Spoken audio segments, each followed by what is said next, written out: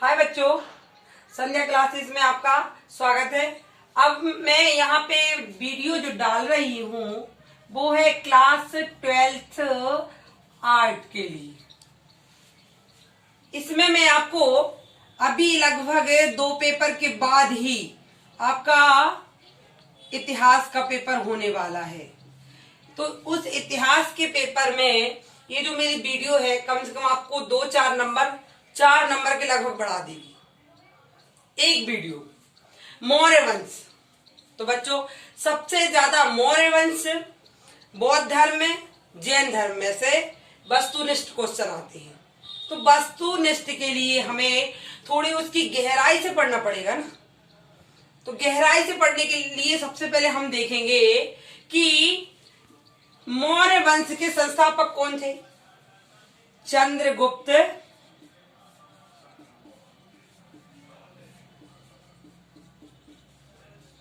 मौर्य।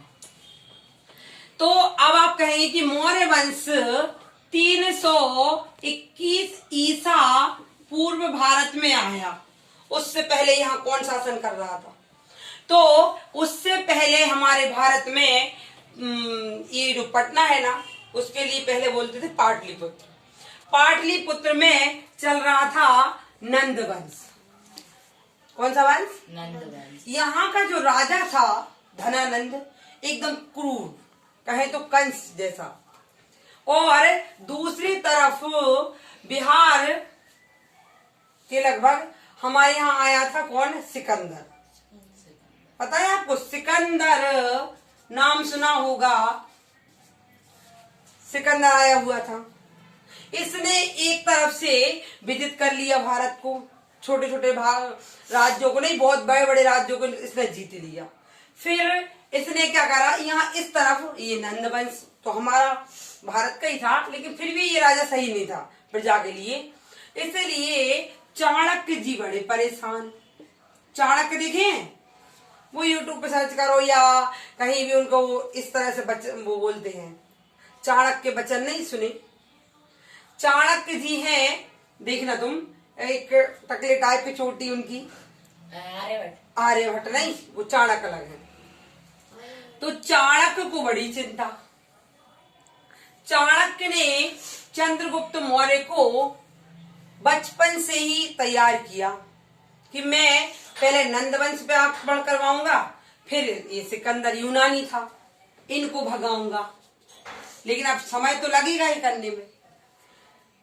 चाणक्य जी ने जब इनको तैयार कर लिया तो भाई जब दोनों ने चाणक्य ने और चंद्रगुप्त मौर्य ने इस पे आक्रमण कर दिया नंदवंश पे। पर उसके पास तो बहुत ज्यादा सेना थी उस समय, लगभग 2 लाख सेना थी उसके पास। तो ये लोग उस समय पराजित हो गए। चाणक्य ने कहा कि भाई हम यूनानियों से क्यों ना मदद मांग लें। तो इसने यूनानी से जब मदद मांगी, उस समय सिकंदर भारत से जा रहा था क्योंकि वो बूढ़ा हो चुका था, उसकी मृत्यु हो गई थी और रास्ते में। इसका एक सिकंदर का वो था सेनापति, जिसका नाम था सेल्यूकस। यही नाम पूछेंगे पेपर में। सेल्यूकस से जब इसने बात की कि भाई मुझे सेना चाहिए, मगध पे आक्रमण करना है, तो इसने कहा कि मैं सेना दे सकता हूं। किसने? सिकंदर के सेनापति सेल्यूकस ने कहा कि मैं दे सकता हूं, मुझे तो वैसे ही भारत से जाना है, पर मैं अपनी बेटी हेलेना से आपका विवाह करना चाहता हूं। पुत्री से विवाह हो गया। इसने जितने भी राज्य जीते सब इसको दहेज में देके चला गया। चंद्रगुप्त मौर्य को सब दे दिया दहेज में। अब उसके बाद हेलेना की फिर भी एक पिता होता है, चिंता तो रहेगी। सेल्यूकस एक राजदूत देके जाता है, छोड़ के जाता है मौर्य शासन काल में। कहता है कि आप जब राजा बन जाएंगे तो ये राजदूत मेरा यहाँ रहेगा। मेरी बेटी आपकी पत्नी और ये राजदूत, ये इसने इस पे आक्रमण किया, नंदवंश का अंत किया। 321 ईसा पूर्व ये राजा बन गया। कौन? चंद्रगुप्त मौर्य। चंद्रगुप्त मौर्य अब इसकी जो नंद वंश की जो बेटी थी नंदिनी, इससे भी ये प्रेम करने लगता है। तो इस प्रकार से इसकी दो पत्नियां हो जाती हैं। दो नहीं होती हैं। जब चाणक्य कहते हैं कि हेलेना का विदेशी है, वो विदेशी पुत्र मैं शासक नहीं बनने दूंगा तुम्हारा उत्तराधिकारी, शायद नंदिनी को कोई संतान ना हो, इसलिए तुम, इसकी एक बचपन की दोस्त थी दुर्धरा, इससे विवाह कर लेता है। इस प्रकार से इसकी 3 पत्नियां हो जाती हैं। ये दोनों राज्य करने लगते हैं, तीनों पत्नियों के साथ अपने राज्य करता है। लेकिन क्या होता है, जब चाणक्य को ये पता चलता है कि दुर्धरा से इसका पुत्र उत्पन्न होने वाला, ये बात उसने पूरे राज्य में फैला क्यों दी? खुशी की वजह से कह दी। जब हेलेना को पता चलता है तो हेलेना इसको विष दे देती है। क्या देती है? विष दे देती है, मतलब जहर। हाँ, जहर दे देती है। तो जहर दिया तो ये तो मर जाती है, लेकिन इसका बच्चा बच जाता है। बच्चे के जन्म दे दिया, उसके बॉडी में जन्म हो गया होगा, पर बच्चा बच जाता है, ये मर जाती है। तो ये दुर्धरा का बेटा बिंदुसार होगा। कौन होगा?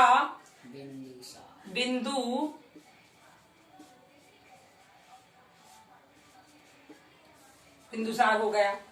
ठीक है। इस तरह से फिर बाद में क्या होता है कि ये जो राजदूत छोड़ के गया था ना, वो इसका नाम था मेगास्थनीज।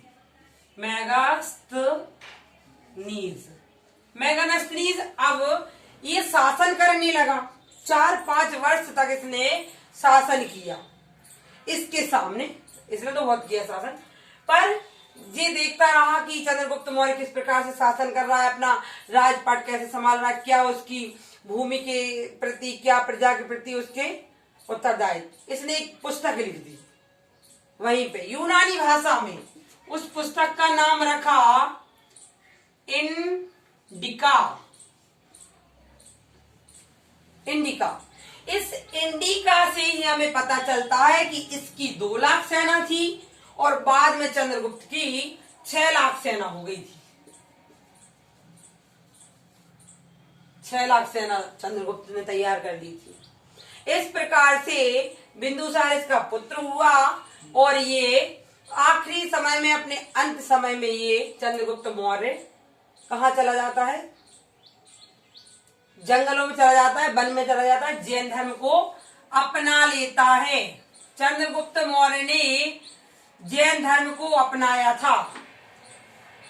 अब आती है बात ये चाणक्य जी। चाणक्य जी की तो इतनी बड़ी कहानी है, देखिए। ओटी यहीं से आएंगी।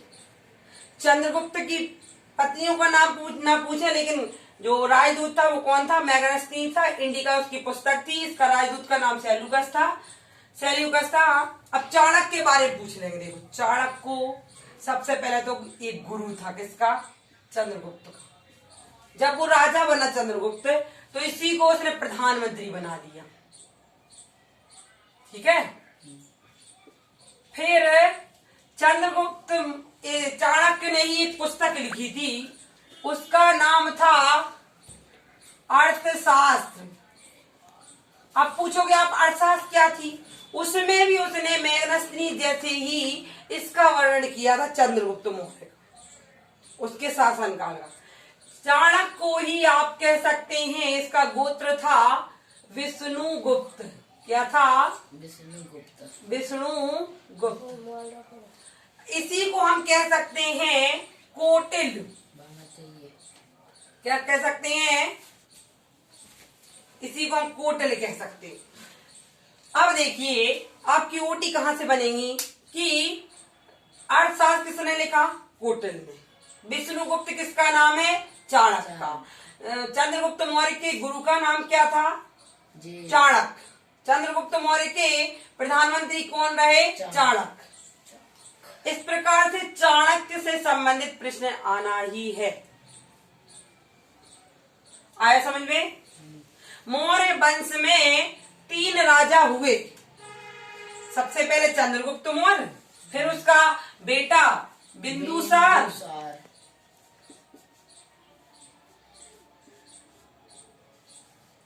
फिर इसका बेटा हुआ अशोक। सांची का स्तूप जो देखने जाते हो ना आप शौक से, वो इन्हीं ने बनवाया था, सम्राट अशोक ने। ये अब लगभग 298 ईसा पूर्व में इसकी मृत्यु हो जाती है। ये राजा बन जाएगा बिंदुसार। बिंदुसार की हुई भाई 16 रानियां, 16 रानियां हुई। पुत्र हुए, नीचे ना लू, दिख रहा है? 101 पुत्र हुए।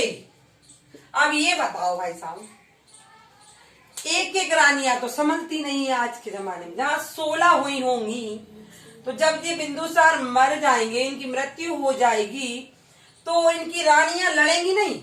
लड़ेंगी ना। मेरा बेटा वो राजा बने, मेरा पुत्र राजा बने, इस बात से तो बहस हुई होगी। तो हुई बिंदुसार, इसको साफ कर। पूरा चंद्रगुप्त मौर्य के बारे में आप समझे। पुनः एक बार समझा देती हूँ कि मौर्य वंश का संस्थापक हुआ चंद्रगुप्त मौर्य, उनके गुरु हुए चाणक्य। उनके जब वो राजा बन जाते हैं तो उनके प्रधानमंत्री हुए चाणक्य। चाणक्य ने ही एक पुस्तक लिखी इसके बारे में, जिसका नाम था अर्थशास्त्र। इसका चाणक्य का गोत्र था विष्णुगुप्त और इन्हीं का नाम था कौटिल्य। उसके बाद इन्होंने जैन धर्म को अपनाया। सिकंदर यूनानी था, ये आया हुआ था। उसकी मृत्यु के बाद सेल्यूकस इसका सेनापति था, जिसकी बेटी हेलेना से इसने विवाह कर लिया। मैगनस्थनीज इसका वो राजदूत रहा। हमारे भारत में इंडिका इसकी पुस्तक है। ठीक है, इसके वीडियो के बाद नेक्स्ट मैं बताऊंगी बिंदुसार के बारे में। बिंदुसार सम्राट अशोक।